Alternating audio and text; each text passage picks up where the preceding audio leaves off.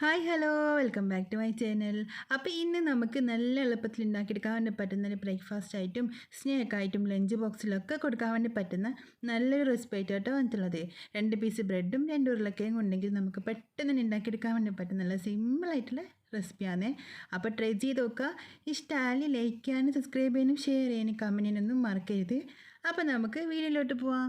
അപ്പോൾ നമുക്കിത് ആദ്യം തന്നെ ഒരു കുക്കറിലേക്ക് 2 വലിയ ഉരുളക്കിഴങ്ങ് ഇട്ട് കൊടുക്കാം കേട്ടോ. അപ്പോൾ നല്ല വലിപ്പമുള്ള ഉരുളക്കിഴങ്ങ് ആയതുകൊണ്ട് തന്നെ ഇതിലേക്ക് നമ്മളിത് മുങ്ങിക്കെടുക്കാൻ ആവശ്യമായിട്ടുള്ള വെള്ളം ഒഴിച്ചു കൊടുക്കാം കേട്ടോ. അപ്പോൾ 2-3 കപ്പ് വെള്ളം ഇതിലേക്ക് ഒഴിച്ചു കൊടുക്കാം. അപ്പോൾ ഇതുപോലെ ഇങ്ങനെ ഇത് മുങ്ങിക്കെടുക്കുന്ന ആ രീതിക്ക് നമുക്ക് ആയി കിട്ടണം. ഇതിലേക്ക് നമ്മൾ ഈ ഒരു സമയത്ത് ഉപ്പൊന്നും ചേർക്കുന്നില്ല. ഇതുപോലെ തന്നെ അങ്ങ് വെച്ചിട്ട് നന്നായിട്ടൊന്ന് വേവിച്ചിട്ടെടുക്കാം കേട്ടോ. ഒരു 5 വിസിലെങ്കിലും അടുപ്പിച്ചെടുക്കുക. അപ്പോൾ നന്നായിട്ട് വെന്തിട്ട് കിട്ടിക്കോളും. അപ്പോൾ ഇതൊന്ന് റെഡി ആയിട്ട് വരുന്ന ആ ഒരു സമയത്ത് നമുക്കൊരു മസാല റെഡിയാക്കിയിട്ട് എടുക്കാം കേട്ടോ. അതിനായിട്ട് ഇപ്പോൾ ഇതാ ഒരു പാത്രത്തിലേക്ക് 1 ടേബിൾ സ്പൂണോളം നമ്മൾ വെളിച്ചെണ്ണ ഒഴിച്ച് കൊടുത്തിട്ടുണ്ട് കേട്ടോ. അപ്പോൾ വെളിച്ചെണ്ണ ഒഴിച്ചാലും ഒന്നും കുഴപ്പമൊന്നുമില്ല. അതിലേക്ക് നമുക്കൊരു 1/4 ടീസ്പൂണോളം ചെറിയ ജീരകം ഇട്ട് കൊടുക്കുക. അതിന് കൂടെ തന്നെ ഒരു 1/4 ടീസ്പൂൺ ജിഞ്ചർ പേസ്റ്റും കൂട്ടി കൊടുത്തിട്ട് ഒന്ന് നന്നായിട്ടൊന്ന് മിക്സ് ആക്കി എടുക്കാം കേട്ടോ. എന്നിട്ട് അതൊന്ന് വഴറ്റി എടുത്തിട്ട് അതിൻ്റെ കളറൊക്കെ ഒന്ന് മാറി വന്നാൽ നമുക്കിതിലേക്ക് ഒരു വലിയൊരു സവാള, ചെറുതാണെങ്കിൽ 2 എടുക്കാം കേട്ടോ. അപ്പം വലുതായതുകൊണ്ട് തന്നെ ഞാനിപ്പോൾ 1 എടുത്തിട്ടുള്ളൂ. അതൊന്ന് ചെറുതായിട്ട് കട്ട് ചെയ്തിട്ട് ഇതിലേക്ക് ഇട്ട് കൊടുക്കാം. ഇനി ഇതിൻ്റെ കൂടെ തന്നെ നമുക്ക് എരിവിന് ആവശ്യമായിട്ടുള്ള പച്ചമുളക് കൂടി ഇട്ട് കൊടുക്കാം കേട്ടോ. അപ്പോൾ 1-2 പച്ചമുളക് നമ്മൾ എരിവിനനുസരിച്ചിട്ട് അതും കൂടി നമുക്കിതിലേക്ക് ഇട്ട് കൊടുക്കാം.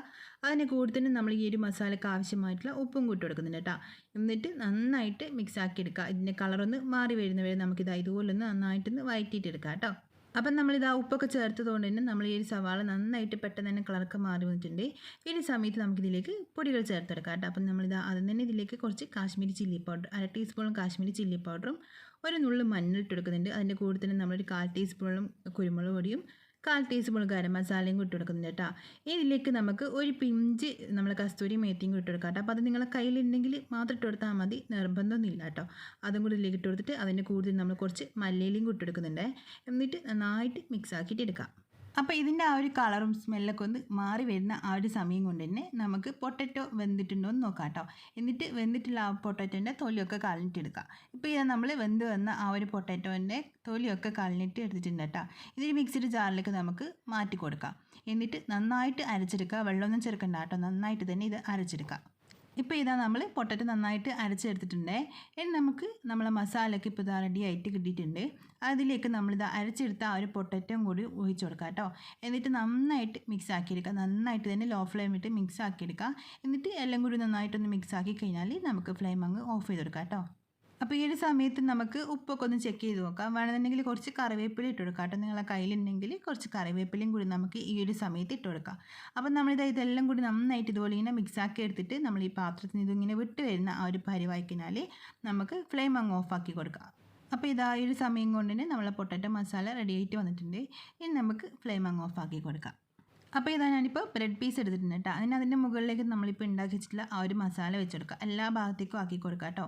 അപ്പോൾ ഇത് കുറച്ച് ലൂസായിട്ടുള്ള മസാല ആയതുകൊണ്ട് തന്നെ ഇതിൻ്റെ സൈഡ് ഭാഗത്ത് നിന്നൊക്കെ ഒലിച്ച് താണുപോകാനുള്ള ചാൻസ് ഉണ്ട്. അപ്പോൾ അതൊക്കെ ഒന്ന് സൂക്ഷിച്ചിട്ട് നന്നായിട്ട് ഇതുപോലെ ഇങ്ങനെ എല്ലാ ഭാഗത്തും എത്തുന്ന രീതിക്ക് നന്നായിട്ടൊന്ന് ആക്കി കൊടുക്കാം കേട്ടോ.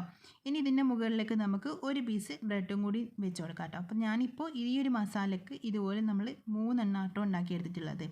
6 പീസ് ബ്രെഡ് എടുത്തിട്ട് 3 ഉണ്ടാക്കി എടുത്തിട്ടുണ്ട് കേട്ടോ. അപ്പോൾ നിങ്ങൾക്ക് എത്ര വേണമെന്നുള്ളത് രീതിക്ക് ആ ഒരു അളവൊക്കെ കൂട്ടിയെടുത്താൽ മതിയേ. അപ്പോൾ ഇതിപ്പോൾ റെഡി ആയിട്ട് കിട്ടിയിട്ടുണ്ട്. ഇനി നമുക്കിതൊന്ന് ഫ്രൈ ആക്കിയിട്ടെടുക്കാം. അപ്പോൾ ഇതാ ഒരു പാൻ വെച്ചിട്ടുണ്ട്. അതിലേക്ക് നമുക്ക് കുറച്ച് ഓയിൽ ഒഴിച്ചെടുക്കാം കേട്ടോ. ഇനി ഈ ഓയിലൊന്ന് ചൂടായിട്ട് വന്നു കഴിഞ്ഞാൽ നമുക്ക് നമ്മൾ ഉണ്ടാക്കി വെച്ചിട്ടുള്ള ആ ഒരു ബ്രെഡിൻ്റെ പീസിൻ്റെ മുകളിലേക്ക് വെച്ചെടുക്കാം. അപ്പോൾ ഒരുപാട് ഓയിൽ നിൽക്കണ്ട കേട്ടോ. നമ്മളിത് ഇതുപോലെ കുറച്ച് ഓയിൽ ഒഴിച്ചെടുത്തിട്ട് നന്നായിട്ടൊന്ന് ഫ്രൈ ആക്കിയിട്ടെടുക്കാം കേട്ടോ ചെയ്യുന്നത്.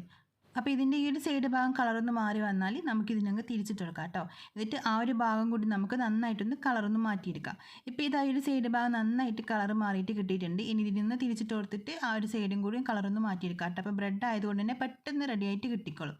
അപ്പോൾ ഇത് 2 സൈഡ് നന്നായിട്ട് കളറൊക്കെ മാറി വന്നിട്ടുണ്ട്. നമ്മൾ അടിപൊളിയായിട്ടുള്ള റെസിപ്പി റെഡി ആയിട്ടുണ്ട് കേട്ടോ. അപ്പോൾ ഇതാ നമ്മൾ അടിപൊളി സ്നാക്ക് റെഡി ആയിട്ടുണ്ട്. പുറം ഭാഗം നല്ല ക്രിസ്പി ആയിരിക്കും, ഉള്ളിൽ നല്ല സോഫ്റ്റ് ആയിരിക്കും കേട്ടോ. അപ്പോൾ നല്ല ടേസ്റ്റ് ആയിട്ടുള്ള അടിപൊളിയായിട്ടുള്ള ഒരു റെസിപ്പിയും കൂടിയാണ്. അപ്പോൾ നിങ്ങൾ ട്രൈ ചെയ്ത് നോക്കുക. ഇഷ്ടമായി ലൈക്ക് ചെയ്യാനും സബ്സ്ക്രൈബ് ചെയ്യാനും ഷെയർ ചെയ്യാനും കമൻറ്റ് ചെയ്യാനൊന്നും മറക്കരുത്. അപ്പോൾ നമുക്ക് മറ്റൊരു നല്ലൊരു വീഡിയോ ആയിട്ട് പിന്നെ കാണാം. ബൈ.